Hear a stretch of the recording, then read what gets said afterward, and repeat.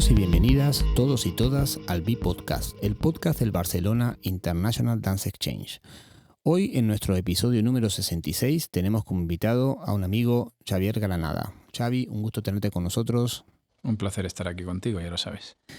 Te queremos preguntar inicialmente lo que le preguntamos al resto de nuestros invitados. Antes de contar de lo que haces, es ¿quién es Xavi? Si le podés contar a nuestros oyentes, antes de contar todo lo que haces muchas cosas. O sea, aparte de la parte profesional, ¿quién es Xavi? Hoy día, si te querés definir así. Sí, como decían en ciertos currículums así muy modernos, hombre, soy un padre de 2 hijas, dueño de una perra muy simpática y muy loca, marido de una mujer maravillosa que aguanta el día a día del trabajo en la cultura, básicamente, y un apasionado por todo lo que hago y por la gente con la que trabajo. Genial. Y la segunda pregunta que nos gusta siempre compartir como para abrir la conversación, a veces preguntamos dónde estamos, pero estamos los dos en Barcelona, evidentemente, es ¿qué sentís desde el lugar que estás profesionalmente que traes al mundo de las artes escénicas? Ya que no te dedicas solo a la danza, también estás con el teatro, tenés un pasado con el cine también. Entonces, ¿qué sentís que es no tu aportación, sino lo que vos traes a este mundo desde tu lugar de...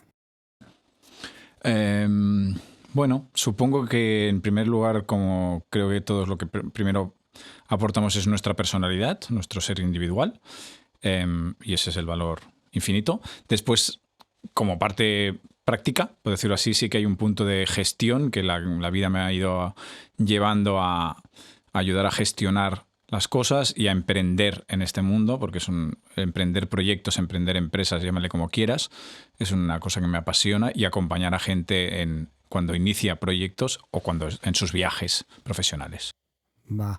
¿Y qué es emprender para ti? ¿Qué es emprender? Es arrancar cosas nuevas, sobre todo. Cosas nuevas para uno mismo, no tiene que significar aquí innovar y cambiar el mundo. Siempre todos ponemos nuestro granito de arena. Pero emprender significa eso, darle forma a un proyecto, hacerlo crecer y todas las ramas que conlleva. ¿Y cómo sentís que dentro del contexto en el que estamos, ¿sí? En el país que estamos, este emprender, ¿no? Porque no es algo que, lo hemos hablado con mucha gente ya, ¿no? No es algo que sea como el común denominador, ¿no? Hay otros países, por nombrar el típico que es Estados Unidos, donde emprender es casi parte de su cultura, ¿no? Sí, del ADN, sí. Sí, ¿cómo sentís que ese, dijiste una palabra por encima, el ADN, que ese ADN del emprendimiento me sale la palabra en catalán, pero se desenvolupa en este contexto que estamos, tanto de Cataluña como el resto de España? A ver, yo creo que hay muchas ganas, falta cultura desde joven, como decías tú, en Estados Unidos yo creo que la gente, supongo que ya desde los estudios iniciales ya hay asignaturas y empuje. Creo que eso está pasando un poco ahora con los cambios de educación. Ya se intenta implantar ese chip en la gente más joven. Yo creo que desde las instituciones públicas se hace mucho trabajo para el emprendimiento, para que la gente inicie proyectos. Creo que como no hay cultura de país y la cultura de la economía tampoco acompaña. Es decir, creo que el pequeño empresario sufre mucho, demasiado. Creo que lo normal que el americano sabe, ¿no? Emprender significa saber que te vas a pegar no una, sino muchas castañas, hoy que es una fecha señalada, pues muchas castañas es las que te vas a pegar, te las tienes que poder pegar y después recuperarte. Aquí todavía se castiga el error, y emprender y arriesgar sin error es imposible. Totalmente. ¿Y cómo te vinculás cuando hay estos errores, ¿no? A veces hemos hablado con otros invitados el que te digan que no, ¿no? O sea, a veces yo pongo la palabra no como una síntesis básicamente de ese error. ¿Qué sentís porque siempre, ¿no? En Estados Unidos hablan, ¿no? De esto, ¿no? Y no porque lo nombremos todo el tiempo como un ejemplo a lo que hay que hacer, pero que del error se aprende, que es una frase totalmente hecha, pero ¿cómo funciona en ti ese error? O sea, ¿dónde te posiciona a la hora de la persistencia, ¿no? Porque emprender es persistir también, ¿no? Sí. Acordarás conmigo. La palabra esta que usan mucho ahora es resiliencia, creo, ¿no? Sí. Yo soy el rey de la resiliencia sin saber lo que significaba ni sin saber esa palabra desde que soy pequeño. Es como tozudo, ¿sabes? Soy cabezón y cuando creo que la idea es buena, aunque me haya equivocado por el camino, arruinado por el camino y fastidiado a otros por el camino, sigo pensando que la idea es buena. Entonces, mientras la idea es buena, ¿por qué no persistir, ¿no? Sí que te da el error, igual que el acierto, pues te da conocimiento y al final eso es un plus. Y una contra, porque haberte equivocado también te quita un poco las ganas de arriesgarte, te quita un poco las ganas de sufrir y dices, mira, estoy un poco cansado de tantas castañas que me he pegado, por decirlo así. Eso también con la edad, pues bueno, lo vas notando, que dices, bueno, ya no es lo mismo, ¿eh? ¿Y de dónde sale esta pasión por emprender, digamos? Porque hay que querer emprender, ¿no? Sí, yo no lo sé. O sea, no tengo ni idea porque mi familia no son emprendedores, entre comillas. Es decir, en la primera generación, digamos que no, de mis padres. Sí que en la familia paterna, sobre todo, siempre ha habido emprendimiento. Mi abuelo fundó un taller de joyería, o mi bisabuelo, ya no sé cuál era, otro fundó un taller de cristal. O sea, siempre han sido como ese punto. Y desde pequeño ya, en la carrera, por ejemplo, bueno, yo estudié ingeniería técnica, no es un tema que vamos a obviar porque no aparte de estudiarlo poco más, pero había una asignatura de emprendimiento y fui el único de la clase al que le fascinaba esa asignatura y creo que fue mi asignatura preferida de toda la carrera. O sea, ahí ya empecé a decir, uy, y entonces cualquier persona me dice, ostras, ¿esto cómo podríamos hacerlo? Uy, yo es que en esa conversación me subo. Claro. Y vamos a direccionar este emprendimiento porque vos emprendés en el mundo de las artes, entonces, porque se puede emprender en el mundo de la tecnología, en el mundo, digamos, o sea, porque a mí me parece que está bueno, a veces a algunos artistas les cuesta esto de la palabra empresa, ¿no? Como si empresa significaría multinacional, pero un proyecto cultural es una empresa también, puede serlo. Pero bueno, por eso no quiero poner la palabra empresa, porque para mí empresa, y como tenemos visiones muy similares, ¿sí? Para los oyentes que no sepan, trabajamos juntos también con Xavi, pero ¿qué te llevó, digamos, a que el emprendimiento se direccionara hacia las artes escénicas, dijéramos? A ver, básicamente cuando decides, yo siempre he sido me costó madurar, sí, lo he hecho todavía, no estoy muy seguro, pero cuando empecé a tener que escoger qué estudiar, y he dicho que hice ingeniería, seguramente porque no sabía muy bien qué hacer, pero a mí me gustaba la literatura, el cine, etcétera, vivía al lado del Verdi, iba cada semana con mi madre al Verdi, y entonces el cine fue el enganche, ¿no? Yo decía, a mí me apasiona las exposiciones, la danza, los festivales, el cine, estudié cine como mientras empezaba a trabajar y enseguida vi que eso me gustaba mucho. Y empezando a buscar trabajo, nadie daba trabajo de producción ejecutiva, en el caso del audiovisual, y la única forma era emprender. Y ahí con másters y cosas dices, bueno, pues mira, tenía 25 años con un socio básicamente, cogimos una empresa que ya habíamos hecho con otros, y pues vamos ahí. Y eso me abrió la mente, primero, la necesidad. Es lo primero que te empuja con ganas, porque ya era yo el que, bueno, con ese chip, sin saber muy bien dónde me metía, que seguramente la inconsciencia es una de las razones para hacer muchas cosas en esta vida, una de ellas, emprender, pues es decir, mira, me meto en esto y eso me enganchó, esta parte me gustó mucho y he continuado haciéndolo y fundando distintas empresas, siempre dentro de la cultura. Vale, y ¿cómo sentís que esa digamos, de aquel, ¿no? Xavi del barrio de Gracia, ¿no? A hoy, ¿fuiste aprendiendo o fuiste sembrando en el mundo del emprendimiento cultural? Uy, dejándome llevar, sobre todo. O sea, hay gente que es más estratégica, yo no lo sé. Me gustaría mucho, son unas cosas que echas más de menos, ¿no? Son virtudes, cada uno tiene su virtud. Lo mío es la adaptación, soy bueno adaptándome y me adapto a la gente con la que trabajo y a las circunstancias. Empecé a trabajar en 2003-2004, o sea, a la que estábamos arrancando vino la primera crisis y desde entonces la palabra crisis es algo que no ha dejado de sonar. Cuando no es una, es otra. Entonces, la sensibilidad creo que sigue siendo la misma, esa sensibilidad de adolescente que te marca y te define y no acaba de abandonarte nunca. Yo nunca he querido que me abandonara. Y es ese chip es el que te engancha con la pasión porque lo que te gusta es la ilusión inicial. Entonces te da conocimiento y en mi caso además es primero el audiovisual, que es un tipo de industria como más industria, más empresa, como dices tú, ¿no? Y que yo había hecho danza y teatro en la escuela, eso también te define como persona y eso hace que cuando hice una obra de teatro donde podía ayudar, ves que las artes escénicas también te fascinan, empiezas a trabajar en eso y mira, ahora estoy más centrado en artes escénicas que en audiovisual. Bueno, pues oye, bienvenido sea lo que vaya sucediendo mientras estés pasándotelo bien haciéndolo. Me parece buenísimo lo que decís, porque también en la experiencia, por lo menos que he tenido yo, que se nota que te la pasas bien en esto, ¿no? O sea, y parece que está a veces como se dice en inglés, overrated, ¿no? Como que está infravalorado el tema de pasárselo bien, como si hubiese que padecer para poder lograr las cosas, Sí, ¿no? es Que esa parte muy de la cultura judío-cristiana que estamos, ¿no? Metidos todos los iberoamericanos, ¿no? Cuando sí. hablábamos hace un ratito off the record acerca de lo iberoamericano.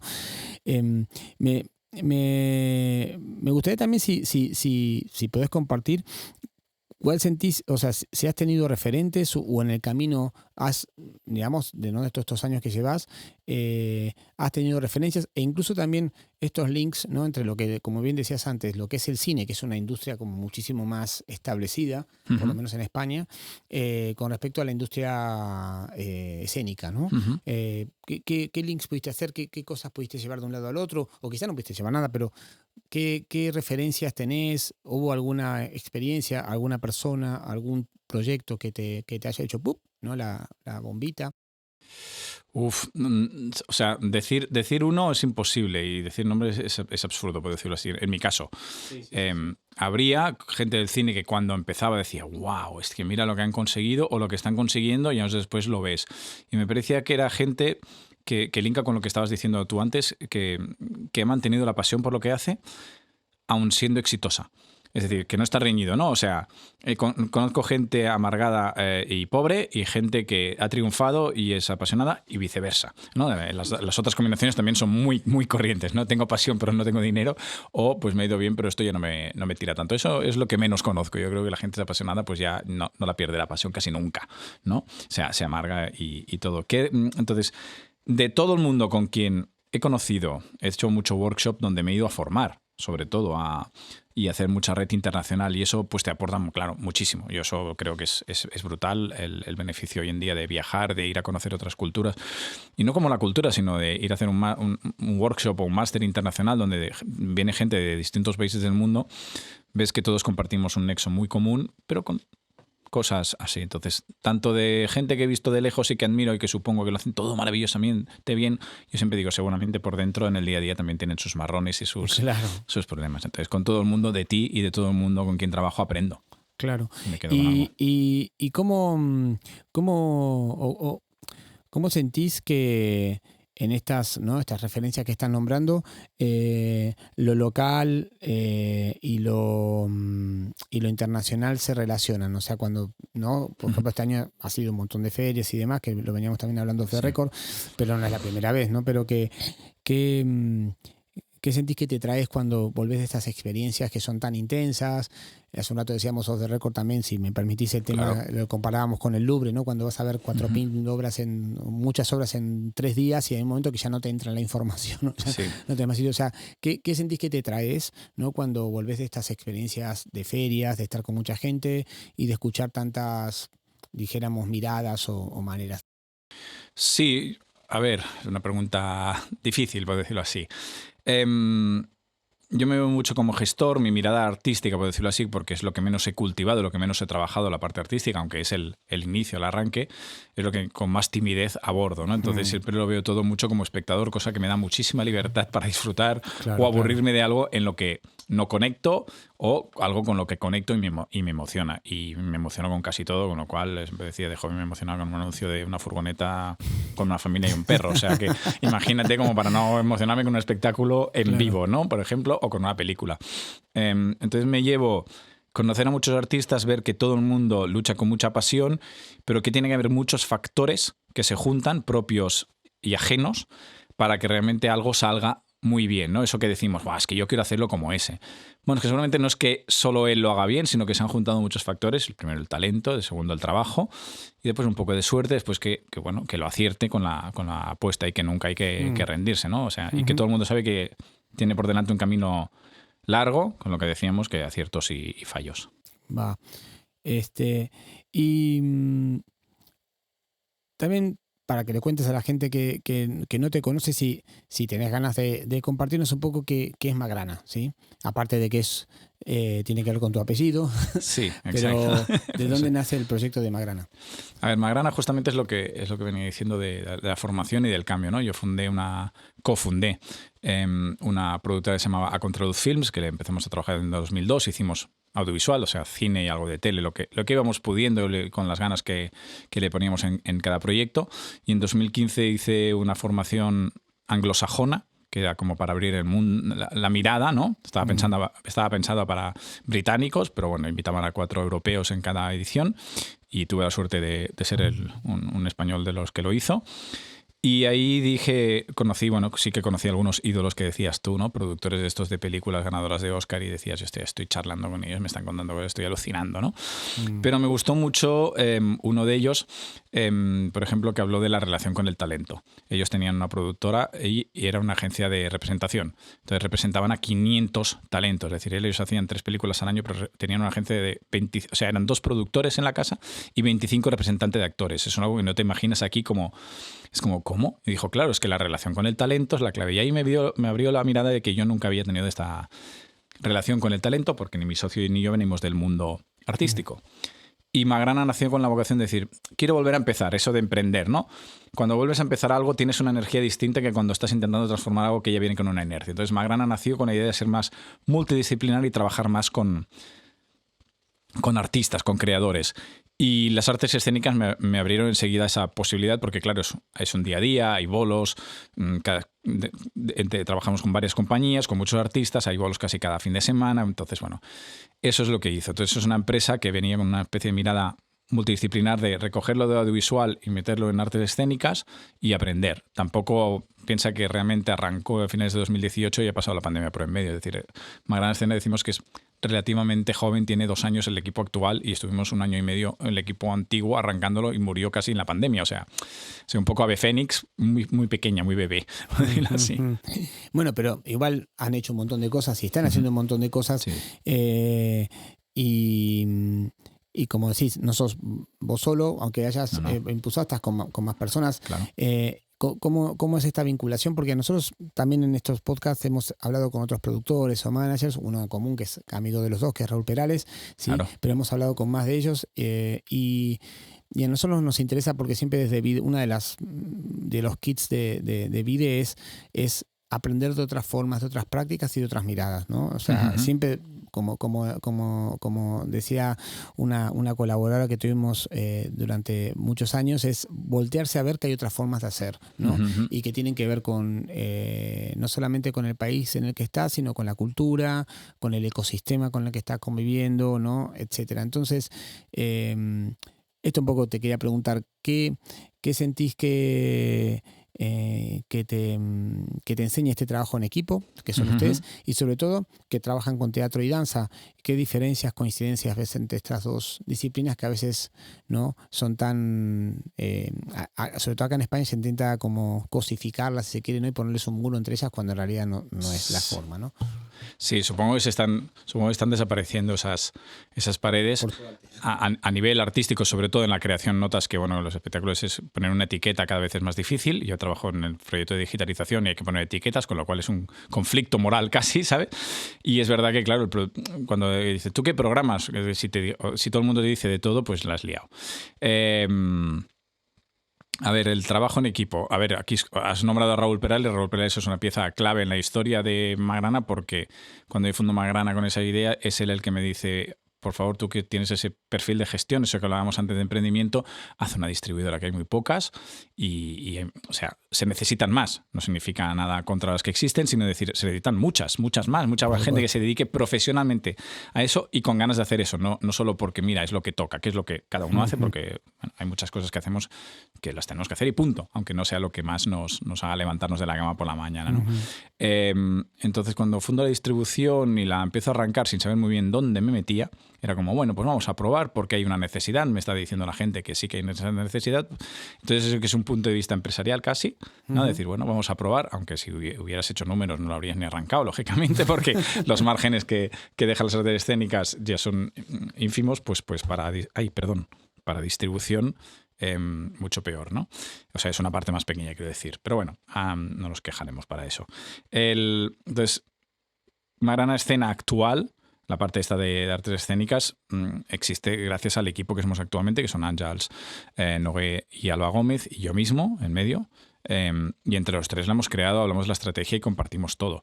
Entonces, las empresas para mí siempre han sido creadas conjuntamente con la gente con quien trabajabas, llámale socio o llámale empleado, llámale o colaborador, es igual, o sea, todos las creamos juntos. Una cosa es una gran corporación donde hay 500 empleados y cuando tú entras a ocupar una plaza definida con unas tareas definidas.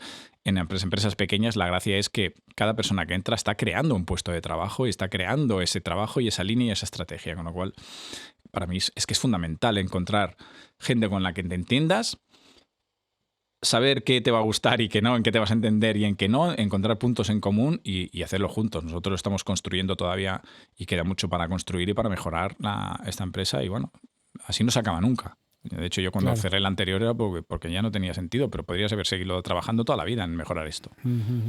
No sé si te he respondido. Sí, o totalmente. No, Y ahora quería eso, la segunda pregunta que tenía que ver con qué líneas de comunicación sentís que hay entre el teatro y la danza. Perdona, porque sí. no es lo mismo distribuir una que otra, ¿no? Además, obviamente que el mercado del teatro aquí es mucho más grande que el de la danza en términos de salas, festivales, etcétera.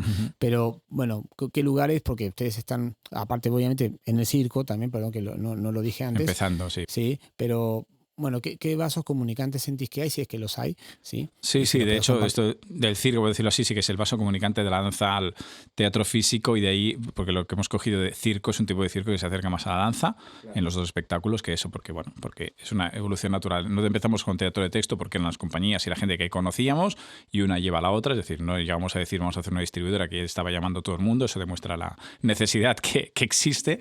Entonces, el teatro, trabajamos con casi todo el mundo, es compañía de Cataluña que trabaja en texto en catalán, eso pues te limita lógicamente. Producir la versión en castellano te requiere, oye, pues para producir la versión en castellano tendríamos que tener una temporada en España, en Madrid vamos a decir, o alguna otra ciudad, pero solamente en Madrid, y eso dificulta que claro, es un mercado, bueno, saturadísimo y cuesta muchísimo entrar. Siempre es lo que decimos, trabajo, tesón, en lo que quieras, calidad, que el resultado de la obra sea bueno, vale. Pero en danza, pues es un mercado muy distinto en el que hace un año realmente hemos empezado a entrar, de hecho contigo, con Sebastián y es con quien hemos iniciado en parte este camino y es un sector que nos fascina, que es muy distinto porque el lenguaje, ¿no?, en el que explicas es mucho más distinto, el texto es más narrativo, tú puedes explicar mucho mejor, la danza es mucho más sensitiva, por mucho que explique y mucho que el concepto, si no ves el teatro es muy difícil, ¿no?, porque es en vivo y esto hay que ver todo en vivo, pero es que con la danza dices que si no la sientes, la presencia, entonces ahí hemos visto, bueno, pues circuitos. Hay menos circuito, o sea, yo cuando hice estudios de mercado al principio leyendo INAEM decían, o el ICEC, ¿no?, decía 75% de la programación es teatro, 20% es danza, 5% es circo. Así, etiquetado a lo grande, ¿no? Pero eso ya te da una sensación de dimensiones, ¿no? Entonces, o sea, danza va muy por festival, cuesta mucho más, yo creo, en encontrar un circuito, pero tiene una vida mucho más larga. Entonces hay mucho base comunicante con el teatro físico, con la danza, con el circo contemporáneo, los espectáculos que llevamos ahora. Y estamos entrando nosotros cada vez queremos trabajar y acompañar más a las compañías desde antes, porque es lo que estamos descubriendo. Pero nos hemos lanzado un poco a la piscina. Ninguno de los tres viene de las artes escénicas. Es una de las características extrañas de Magrana Escena. No somos alguien que lleva 20 años en el sector, sino que todos hemos empezado ahora. Entonces, bueno, vamos aprendiendo un poco a eso. Aunque tiene una especialista en Alba en fiestas mayores, ¿sí? Sobre todo la de Santa Coloma. Exacto. La última pregunta que te quería hacer antes de ir cerrando es... de todo esto que nos contás, que es increíble, ¿qué sentís que te devuelve a vos como persona? Esa persona que nos escribiste al principio de... Sí. Wow.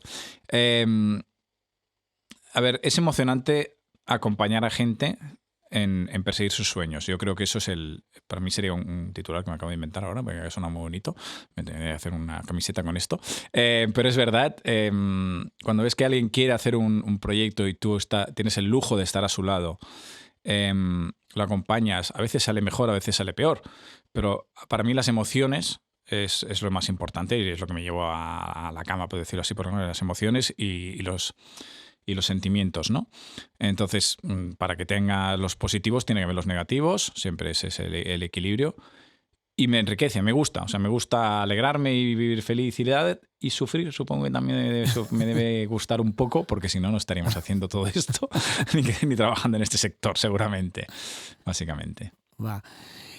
Y para cerrar, tenemos una costumbre este año que ha sido muy, muy divertida y a la vez interesante por el tema de la causalidad y la casualidad, Ajá. que es que cada invitado le deja una pregunta al que sigue. Entonces, a ti te han dejado una pregunta, pero antes de que te la haga, sin saber quién va a ser, que le dejes una pregunta al que entrevistaremos luego de ti. Si me la tengo que inventar ahora, una pregunta. Yo soy muy malo en estas cosas. Las que quieras.